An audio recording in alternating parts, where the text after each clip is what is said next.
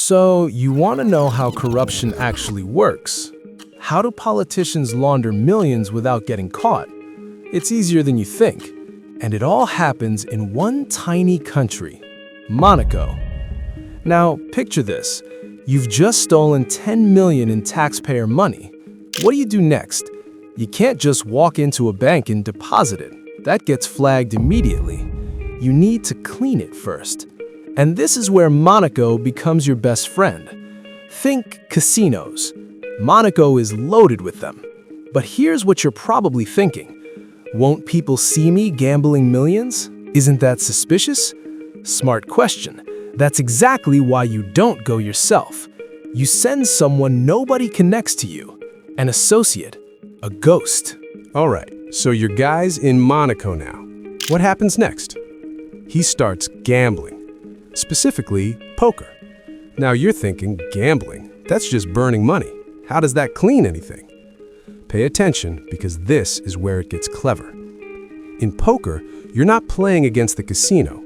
You're playing against other people at your table. And here's the beautiful part. Those other people, they're all your associates too. You control the entire table. Your main guy sits down with the stolen 10 million he loses on purpose, hand after hand. Your other guys keep winning. They pass the money around the table until it's all converted into clean, legitimate gambling winnings. See where this is going? It's not stolen money anymore. It's poker winnings. Casino records prove it. But wait, don't casinos report large winnings? They can, and that's why you need friends in high places. Monaco is basically a playground for the rich. Parties, networking events, yacht clubs, politicians, and casino owners, they're at the same dinner tables. So the owners help you out. Instead of publicly handing you cash, they wire your winnings straight to offshore accounts. Switzerland, Cayman Islands, banks that don't ask questions.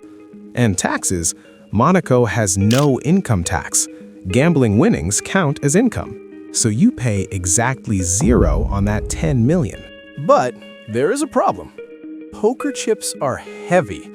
If you want to move $50 million across a border, you can't exactly stuff it in your socks. You need something portable, something with subjective value. You need art. Here is the beauty of the art market. It is the last unregulated financial frontier. If I sell you a stock, the price is public. If I sell you a house, the deed is recorded. But if I sell you a painting of a red square for $5 million, who is to say it isn't worth that? So here is the play. You find a painting, maybe it's worth $100,000. You buy it quietly. Then you put it up for auction. But the bidders, they work for you. Associate A bids $200,000. Associate B bids $500,000. They drive the price to the moon. Finally, Associate B wins the auction for $5 million. He pays with funds from that offshore shell company we talked about. You, the seller, just received $5 million of clean profit from a legitimate auction house. But here's the twist. Where is the painting? Did you ship it to your living room? No, that involves customs. Customs ask questions. You leave it in the Monaco Freeport. This is a maximum security warehouse right next to the port. It is a tax-free zone.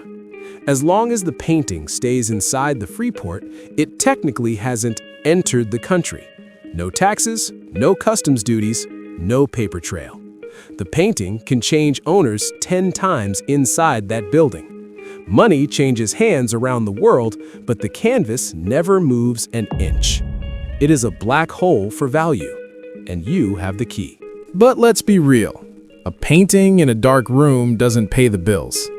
If you want to live like a king, you need to turn that wealth into something you can actually use. You need scale. You need to look up. Monaco has the most expensive real estate on Earth. We're talking $50,000 per square meter. A single apartment can cost $300 million. Why does that matter to you? because high prices are the perfect camouflage. Let's say you have $50 million dirty dollars sitting in a shell company. You find a seller in Monaco, maybe another associate, who owns a penthouse worth $20 million. You buy it from him for $50 million. On paper, it looks like a bad deal. You overpaid. So what? Being a bad businessman isn't illegal. The seller takes his cut and secretly kicks the rest back to you. Now you own a prime asset in the heart of Europe. And the best part? You don't buy it in your name. You buy it through a nested structure. A company in the British Virgin Islands owns a company in Luxembourg which owns the apartment in Monaco. Who owns the BVI company? A lawyer.